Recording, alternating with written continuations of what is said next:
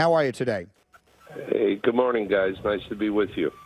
Before we just quickly get into the Olympic situation, you heard a little bit of the tail end of the conversation. You're back in the NBA in that capacity now. What are your thoughts on this crazy summer and all this new money flying into the league? And what impact, as a person with your many, many years of experience in the NBA, what impact do you think it has big picture? Well, I think the immediate impact is what you've alluded to. You know, some players are going to be kind of upset about others who are making more money, et cetera. But at the end of the day, this is a bonanza for the guys who came around at the right time. Time means everything in life. And to be an NBA player, you know, in this era with the kind of monies that are now available, that's a real blessing. Jerry, do you know of any of the other stuff that was proposed? I know there was that softening of the cap, and the Players Association immediately resisted that. I was always surprised they couldn't just figure out a way to have everybody who's based on their current contract, like, have a percentage off of that, so that wasn't necessarily just the cap, but all the players would still get all that extra money. Was that ever proposed? You know, I'm not exactly sure about these specific proposals, but I will tell you, over the years, I always felt this way about salaries. You know, we should just designate how much each team salary would be collectively, put all the money on the table, and let the players decide who gets paid how much and what the ranking should be. Because, you know, there's a situation where, and this is true in all sports, not just in basketball, who represents you, who uses leverage, who has more leverage than the next guy. So there are imbalances that the system just, you know, kind of allows that. That's the flexibility in the system. But at the end of the day, they're all going to be making a lot of money. That's for certain. Jerry Colangelo is with us on Mike and Mike. He has revitalized Team USA basketball, which is 75-1 under his supervision. Hasn't lost a game since the World Championships in 2006. So let's talk about where we stand as we go into these games here. All of the attention on who will and won't go to Rio. LeBron James taking a break. Steph Curry's got some injuries. And then there are a lot of players who have concerns, health-related concerns, particularly as it pertains to the Zika virus in Rio. How do you feel about the roster as it is put together as you guys get set to go down there next month? Well, the first thing I would say is this is not about the players who aren't going. This is about the players who have accepted invitations and want to play and are willing to participate. And we feel we have a very, very strong team, athletic, long. We have great shooting. You know, when you have people like Durant and Klay Thompson and Kyrie, you know, offensively, we're in pretty good shape. And then we have size: Draymond Green, Cousins, DeAndre Jordan, by way of example. And then you add the kind of flexible players who could play 2-3 positions like DeRozan and Paul George and Jimmy Butler, by way of example. And I know I'm missing a few players, but the point being is our group is so deep, you know, in terms of our pool.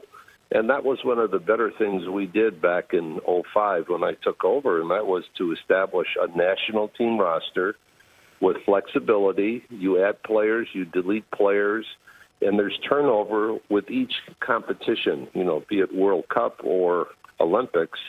And so we have on this roster, you know, a number of all-stars. 9 of them are all-stars, by way of example. So it's not about the players who aren't here. It's about a great group of guys. I think this is going to be a fun group for us to be with. Jerry, we just had Megan O'Leary, who's going to be competing for our country as a rower in Rio, and much of the conversation was dominated by the health concerns for her, you know, for her and her teammates.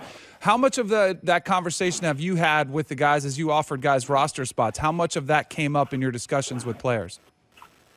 Well, it certainly came up, and what we did is supplied each of our players and agents with all the information we had. You know, they could measure risk, if any.